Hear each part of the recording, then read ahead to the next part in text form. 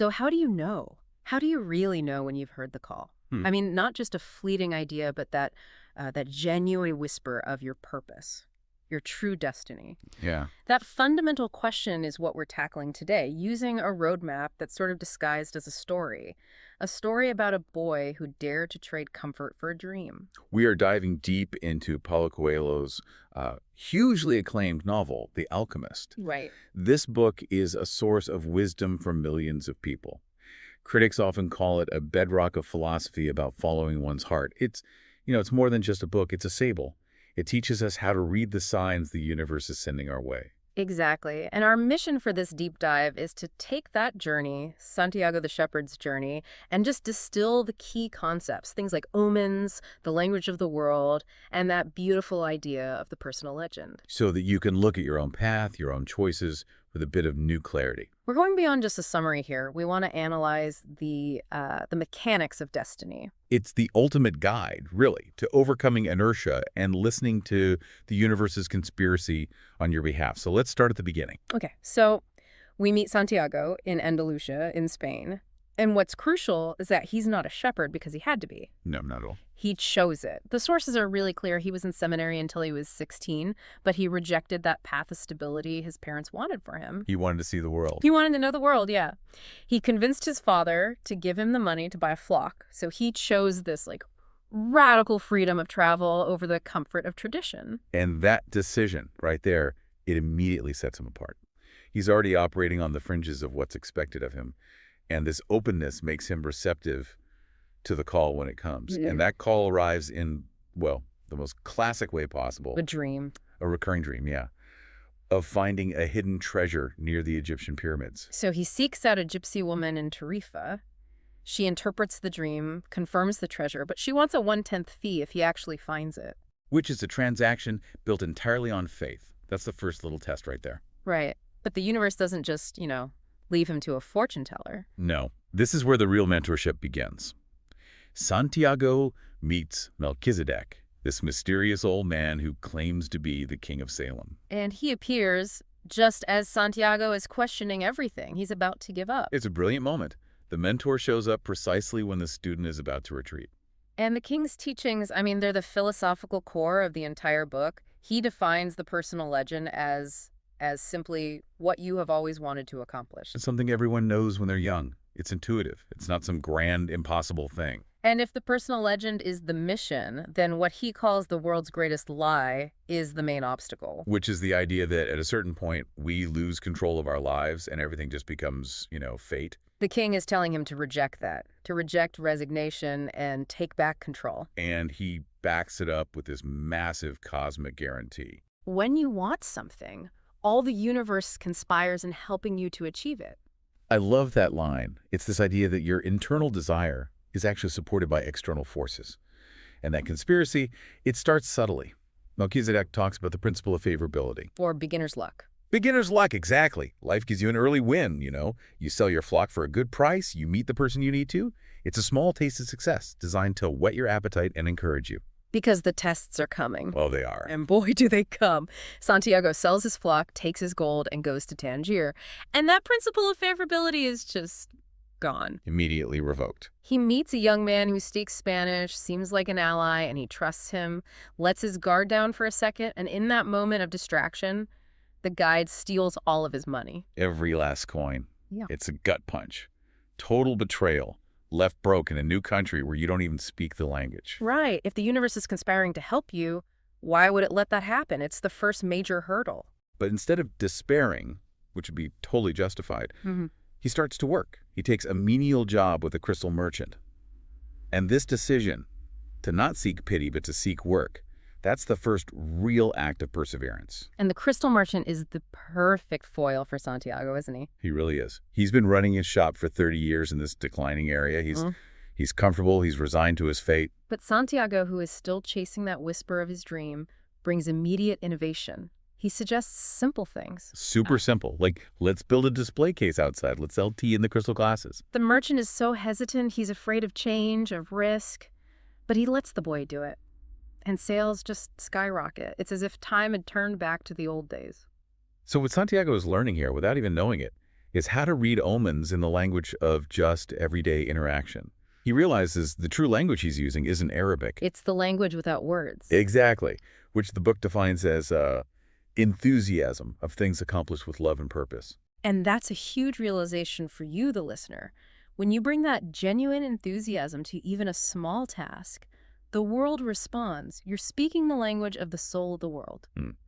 But the deepest lesson he learns from the merchant is about the fear of success. The merchant is a devout Muslim, and he's always dreamed of making the pilgrimage to Mecca. And now he can. Santiago has helped him make more than enough money. But the merchant, he refuses to go. And his reason is the crucial insight here. He says, it's the thought of Mecca that keeps me alive. Wow. He's afraid that if he actually realizes his dream, the reality might be a letdown. And then what? He'd have nothing left to live for. He prefers the comfort of the dream over the danger of the doing. And this forces Santiago's hand. After almost a year, he's doubled his money. He has a choice. A clear choice. Go back to Spain, buy an even bigger flock, be a successful shepherd, a comfortable, realized dream, or venture into the unknown, dangerous Sahara Desert for a treasure that might not even exist. He chooses the desert. He chooses the unknown over the known. That choice just propels him into a whole new level of education. Crossing the Sahara, he meets the Englishman. Right, the guy who's also looking for the alchemist. Exactly. But his approach is totally different. He represents the purely intellectual path.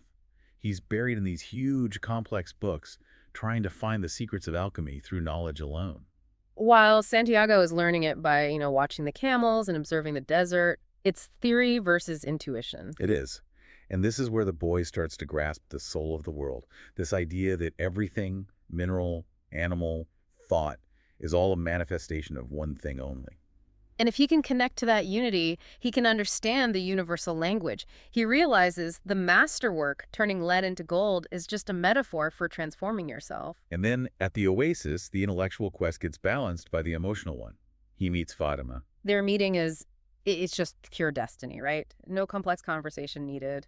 He realizes this is the purest form of the language of the world. Right, and his immediate, profound love for her becomes an omen itself. It's a sign that he's exactly where he needs to be. But love, just like with the crystal merchant, it introduces a conflict, a new reason to stop. But Fatima understands.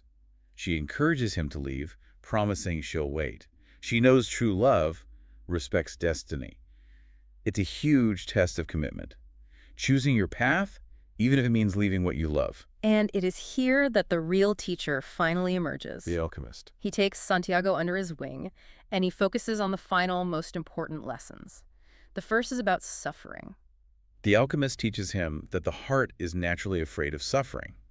But, and this is the key, the fear of suffering is worse than the suffering itself. And that no heart has ever suffered when it goes in search of its dreams.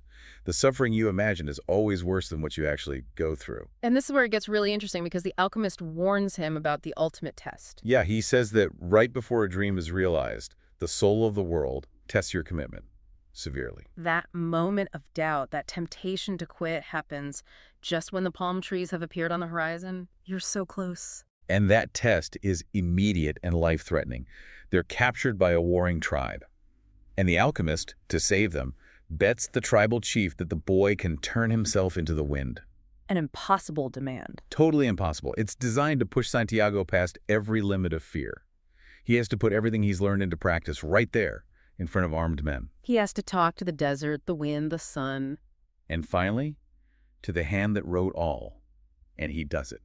He achieves the miracle, connects directly to the soul of the world, and becomes the wind. It's this spectacular feat that proves when you are fully aligned with your personal legend, you gain a kind of mastery over the physical world.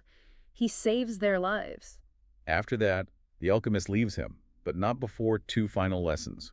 First, he actually transforms lead into gold at a monastery, just to prove the masterwork is real. And second, his final guidance for finding the treasure.